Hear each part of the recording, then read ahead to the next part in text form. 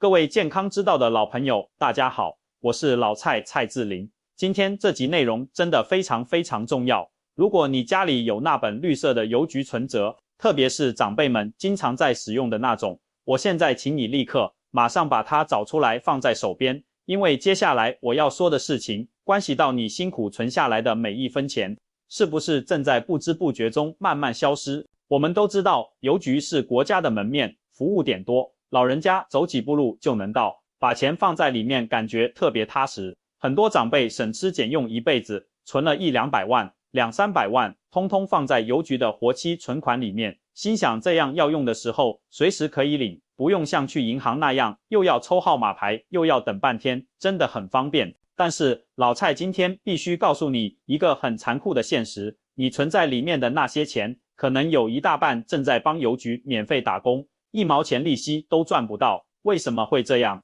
因为邮局有一个100万元上限的特殊规定，这个规定很多行员因为业务太忙不会主动提醒你，如果你不知道这个秘密，你存得越多，其实亏得越惨，等于是眼睁睁看着自己的老本被通货膨胀一口一口吃掉。今天老蔡就要一步一步教大家怎么破解这个迷思，把原本该属于你的利息统统讨回来，让你存的养老金每一块钱都在帮你赚钱，而不是躺在那里睡觉。如果你是新朋友，记得按赞订阅我们健康之道频道，这样才不会错过任何保护你退休金的实用资讯。我们每周都会分享这种关乎权益的重要提醒。首先，我们一起来把这个100万死线的神秘面纱揭开。大家一定要建立一个观念，中华邮政跟我们外面一般的商业银行运作逻辑是不一样的。根据政府的法规，邮局的存部储金，也就是我们讲的活期存款，它产生的利息是免税的，不用扣缴利息所得税，这是国家给邮局的特权，也是给我们存款人的一个好处。可是政府为了公平起见，也怕资金全部涌进邮局，所以设了一个天花板，叫做最高计息金额新台币100万元。这句话听起来很文言文，但意思非常简单，却也非常的残酷。我来举个例子，假设你的存折里面现在有150万元，那么前面的100万元，邮局会按照活存利率算利息给你，但是多出来的那50万元，在邮局的系统里面，它是不计息的，利率是 0%。这50万，就算你放1年、放5年、放10年，它都不会帮你生出任何1毛钱的利息，就像冻在那里一样。现在物价涨得这么厉害，便当一个接一个涨价，水电费也一直调高，你的钱不但没有帮你赚钱，反而购买力一直在下降，这难道不是双重损失吗？很多长辈以为存越多，领的利息就越多，结果根本是在做白工，帮邮局保管钱财而已。为了让大家更有感觉，我们实际来算一笔账，你就会知道心有多痛。假设你有200万的退休金，为了求一个安心，全部放在邮局活存里面，按照现在的状况，也就是傻傻的放着，因为只有100万有利息，目前的邮局活存利率大概在 0.705% 左右，所以你一年可以拿到的利息大约就是7000元，另外那100万元贡献的利息是0元。但如果我们换一个做法，也就是转成定存，情况就完全不一样了。如果你把这200万元全部转成邮局的定期储金，现在利率升息后，1年期的定存利率大概有 1.6% 左右，那么200万乘上 1.6%， 你一年可以拿到的利息就是32000元。我们来比较一下，7000元对上32000元，一年整整差了25000元。这25000元本来可能是你的买菜钱，是你跟老朋友喝喝茶的基金，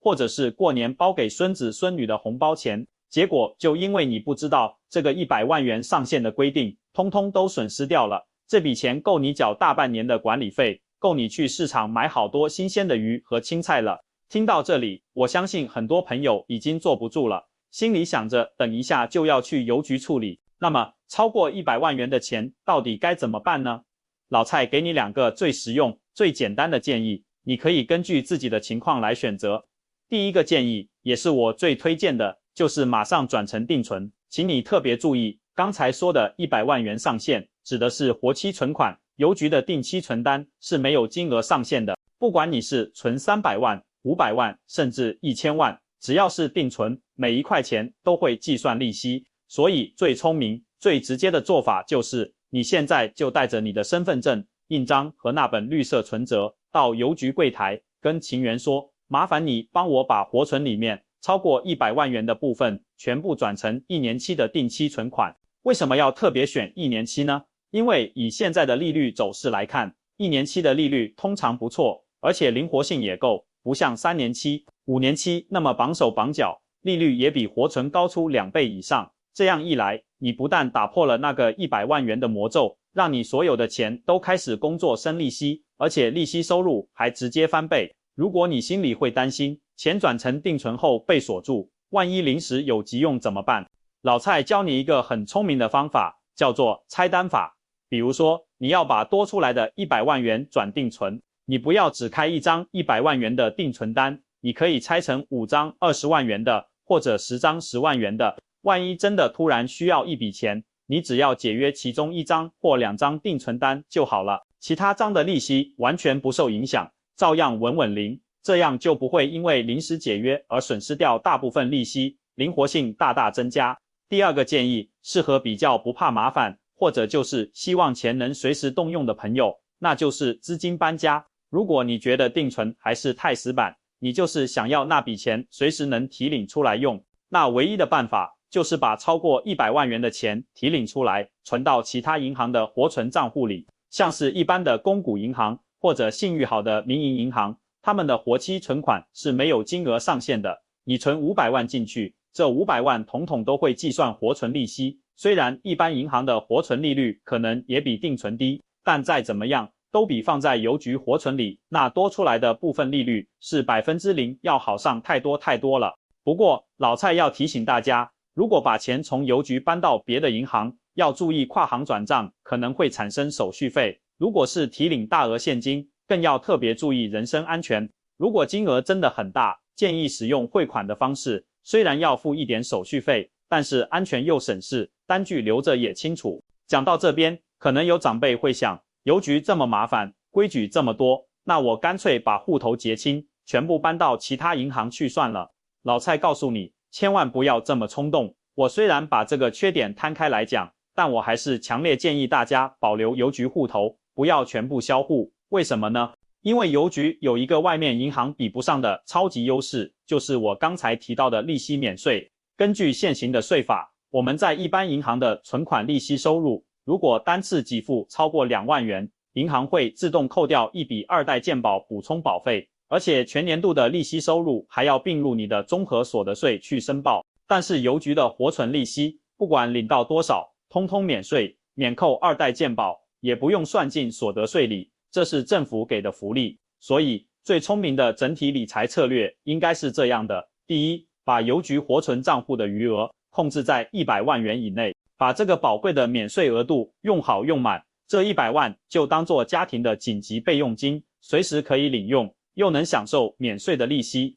第二，把多出来的钱进行转定存或搬家的动作，你可以把超过的部分在邮局内部转成定存，享受较高的利率，或者如果你在其他银行找到更优的定存方案，也可以把钱搬过去做定存，这样操作才是真正的利益最大化，一边享受邮局免税的好处，另一边又完美避开了零利率的大陷阱，让你的每一分钱都发挥最大效益。除了上面讲的核心策略，老蔡还要补充一个很多人甚至是一些行员都可能忽略的细节，那就是关于中存户的问题。现在很多人开的邮局账户都是综合存款户，这种账户的好处是它把活存和定存的功能绑在一起。如果你办了定存，但某天活存里的钱临时不够用了，邮局系统可以自动用你的定存单当作担保，借钱给你的活存账户使用，而不用逼你去解约还没到期的定存。但是这背后有一个陷阱，一旦你动用到这个质押借款的功能，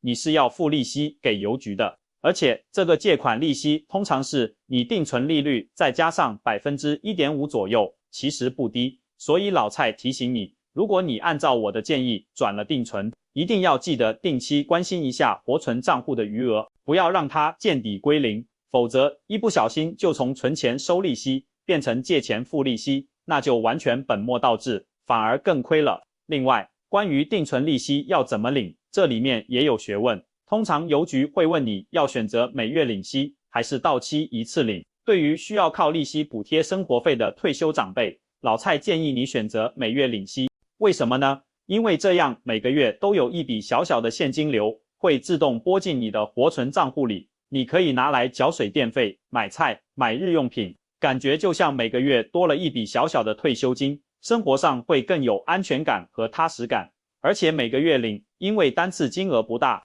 也更容易避免超过那个单笔2万元的二代健保扣缴门槛。反过来，如果你目前不缺这笔钱生活，目标是追求最大的总收益，那就选择整存整付，让每个月的利息滚进本金里，继续生利息，利滚利的结果，到期后你一次拿回的总金额会是最多的。除了活存和定存的大学问，老蔡今天还要加码跟大家分享几个关于邮局存折的隐藏功能和避雷指南，特别是我们长辈最常用到的业务，你一定要知道。第一个是关于禁止户的问题。很多长辈年轻的时候，可能因为工作、搬家等原因，在不同邮局开了好几个账户，有些账户可能10几年、20年都没有再去动过它了。根据规定，如果你的存款账户超过5年没有任何交易记录，而且余额在一定金额以下，虽然现在大部分金融机构已经取消了禁止户会自动冻结的规定，但账户太久没有动静，为了防范诈骗或洗钱，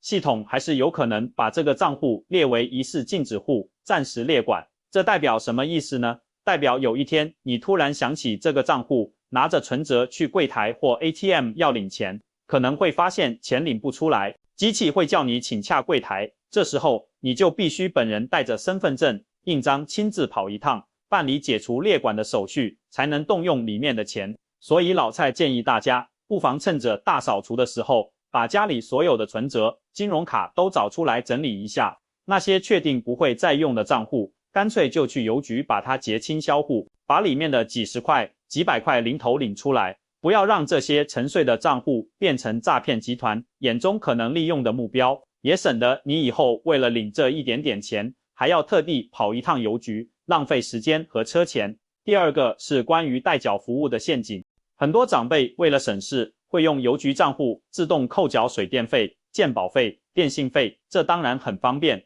设定一次就不用再烦恼。但是你有没有定期去刷一下存折，或者上网查看交易明细，好好核对一下这些被扣走的款项？我听过一个真实的案例，一位妈妈因为搬家了，旧家的水电费代缴忘了申请终止，结果她的账户连续好几年都在帮完全不认识的下一任屋主缴电费，因为她从来不刷本子，看到扣款就以为是自家的费用，损失了好几万块。所以老蔡提醒大家，至少每半年一定要去刷一次存折，或者让儿女帮你上网银看一下，逐笔核对那些定期扣款的项目，看看有没有出现根本不知道是什么的扣款，或者金额有没有不正常的暴增。如果发现不对劲，马上到柜台询问，特别是如果有保险费是透过邮局账户扣缴的，更要特别注意，因为保险费金额通常比较大，万一你账户余额不足导致扣款失败，可能会让你的保单停效甚至失效，那损失就非常巨大了，几十年的保障可能一瞬间就没了。第三个是关于提款卡密码的安全提醒。我知道很多长辈怕自己记性不好，会把密码直接写在存折的后面，或者写在一张小纸条上，然后塞在存折的塑胶套里，这是超级危险的行为。万一你的包包不小心掉了，被不肖人士捡到，他拿到你的存折和那张写着密码的纸条，就等于是你把钱拱手送给他花了。现在的诈骗手法日新月异，甚至在提款机上动手脚侧录资料，最安全的做法是把密码记在脑子里，如果实在怕忘记，可以写在家里一本只有你知道的笔记本上，而且要用只有你自己看得懂的暗示来写，绝对不要跟存折或金融卡放在同一个地方。另外，我强烈建议你到邮局柜台，把提款卡的非约定账户转账功能关掉，或者把每日转账的额度调到最低，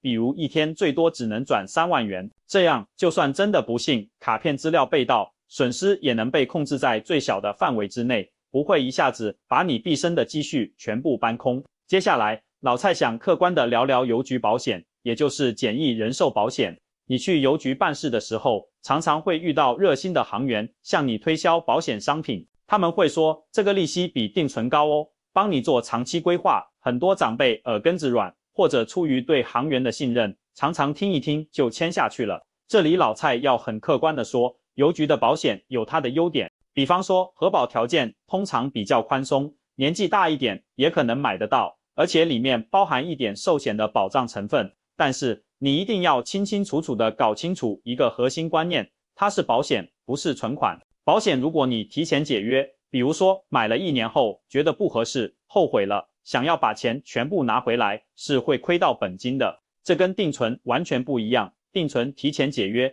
顶多是利息被打折，你的本金1毛都不会少。所以当行员跟你介绍说这个跟定存差不多的时候，请你一定要多问一句最关键的话，如果我明年突然急需用钱，想把这笔钱全部领回来，我的本金能拿回多少？会不会扣钱？如果他的回答是未到期解约会有解约金，本金可能会减少，那你就知道这绝对不是定存。请你务必根据自己这笔钱的用途和可能的需求时间来慎重考虑，千万不要把未来3-5年内可能要用的救命钱或生活钱全部拿去绑在长期的保险契约里，那可是会大大影响你资金流动性的。最后还有一个让很多长辈非常头痛的问题，就是印鉴遗失。很多长辈的邮局账户是很早以前开的，当时用的是印章作为取款凭据，如果那颗用了大半辈子的印章不小心不见了，摔破了，要去办理更换印鉴，手续其实挺麻烦的，通常要本人亲自跑一趟开户局，而且可能要收一点手续费。更麻烦的是，换了新印章之后，所有用旧印章生效的凭证，比如你之前用旧印章办的定期存单，可能都要重新办理手续或更换。所以老蔡给大家一个很实用的建议，如果你现在的印章还好好的保存着，你可以考虑去邮局柜台办理印鉴并列签名的约定。意思是说，以后你领钱可以用原来的印章，也可以用你本人的亲笔签名，两种方式都有效。这样万一将来某一天你的印章真的找不到了，你凭着你的签名还是可以办理提款或转账，会方便很多。这对于手部比较没力，拿印章不稳，或者是比较容易忘东西放在哪里的长辈来说，是一个非常实用的备用方案。赚钱真的很不容易，守护我们辛苦存下来的财富更需要智慧和细心。我们忙了一辈子累积的养老金，绝对不能因为不了解规则而白白缩水变薄。新的一年就要来了，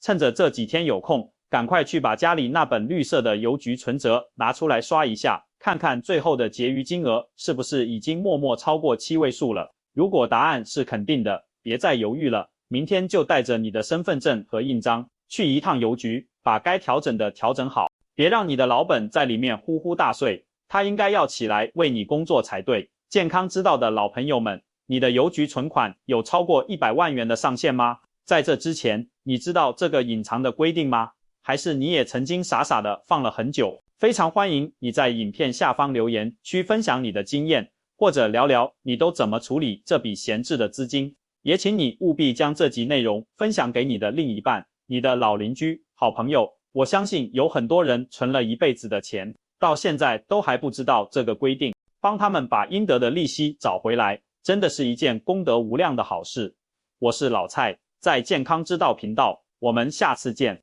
祝大家财库饱满，利息源源不断，身体健康，生活安心。